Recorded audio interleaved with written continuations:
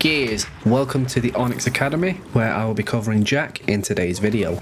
Everything about the class will be covered, giving you 2 different meta builds, all within 6 minutes. These builds are purely meta that most people gravitate to, but if these don't match up with your playstyle, then be sure to change these up to suit yourself. With that out of the way, let's begin. Starting with Jack's ultimate ability, called Hijack, that will allow Jack to take control of a single enemy. Depending on the enemy hijacked, this ability can last anywhere between 20 and 35 seconds, which will cool down after 5 minutes. Whenever you deal damage, this cooldown is shortened.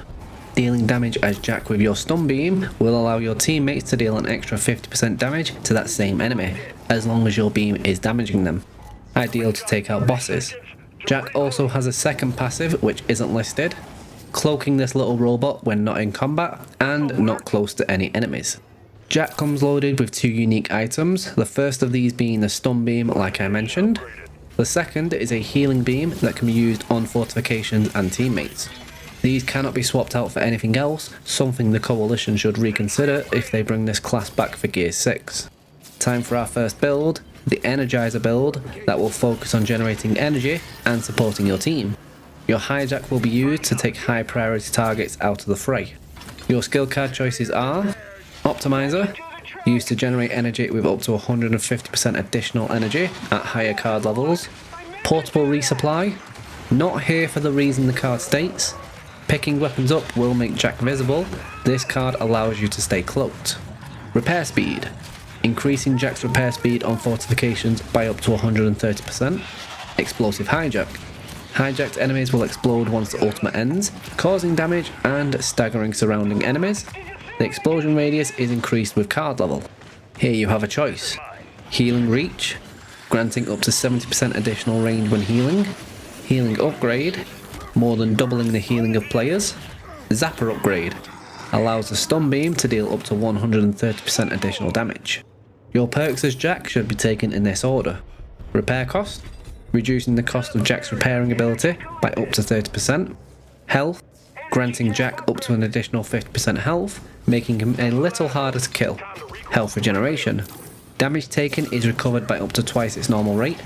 Staying cloaked while recovering is always a good idea. Ultimate Cooldown, reduces the base cooldown of your hijack ability by 15 seconds with each rank. When playing shorter game modes, like Horde Frenzy, you should ideally max out repair cost and put a few points into health. Make sure you aren't starving your engineer of energy, though with a higher level optimizer skill card, you can afford to spend more on perks. This build works best with Mechanic, Robotics Expert, or Architect. You will greatly support these classes, granting much more energy and almost forgoing the need for energy taps. This build will struggle when paired with Blade Master, Protector, or Striker. When these classes get down far outside your base, you may struggle to revive them as Jack without putting yourself in a bad situation. The Energizer build focuses heavily on the Forge, so if the following mutators are around, go for a different build. Ultra Power Drain, Super Energy. This Energizer build will work up to and including Master difficulty, requiring a minimum class level of 12. Support your team, keep your Forge nearby, cloaking in your base when enemies are around. Moving on to the next build, titled the Possessor build. Focusing on Jack's ultimate ability to make it last longer and deal as much damage as possible. When your hijack isn't in use, use your stun beam against lone enemies to get your ultimate back faster. Your skill card choices should be Rampage, hijacked enemy units will cause up to 70% additional bleeding damage per second for 5 seconds. Backstab, killing enemies as a hijacked unit will increase the duration of the current hijack, granting differing amounts depending on card level and enemy hijacked, with the highest buff granting 8.75 seconds per kill. Explosive Hijack, once hijack ends, your target explodes, dealing damage to those around it. The explosive radius is increased with card level. Mind Control Expert, enemies hijacked have their health pool increased by up to 130%. Zapper Upgrade, Jack's stun beam will deal up to 130% additional damage. Your perk order will be Ultimate Cooldown, cutting your hijack's cooldown by 5% per rank, up to a total of 50%, making it come back more often. Health, increasing Jack's health pool by up to 50%. Health Regeneration, Recovering from damage taken can be done up to twice as fast as normal. Repair cost. Increasing your efficiency by up to 30% for when you need to help out your engineer with some repairs. This build is ideal for short game modes, but I would only focus on your first perk choice and donate anything else. If you are thriving for energy, I would suggest some points into health as well.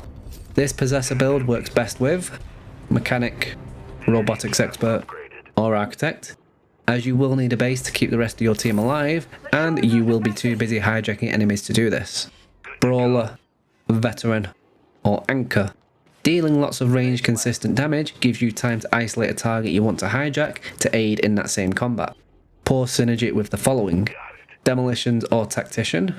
Both classes are great at taking out lots of enemies at once, severely hampering your performance. Marksman. Able to take out most enemies on the map through walls, often killing your chosen target in one hit, once again hindering you. Should you choose to use this build, please modify it or maybe avoid it if any of these mutators are enabled.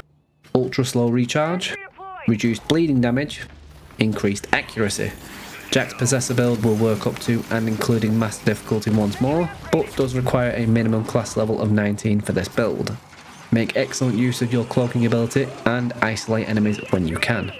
Let's continue keeping these videos short. Like the video if you liked it, dislike it if you didn't. Other social links are in the description box below. Take it easy guys, and I'll catch you in the next one.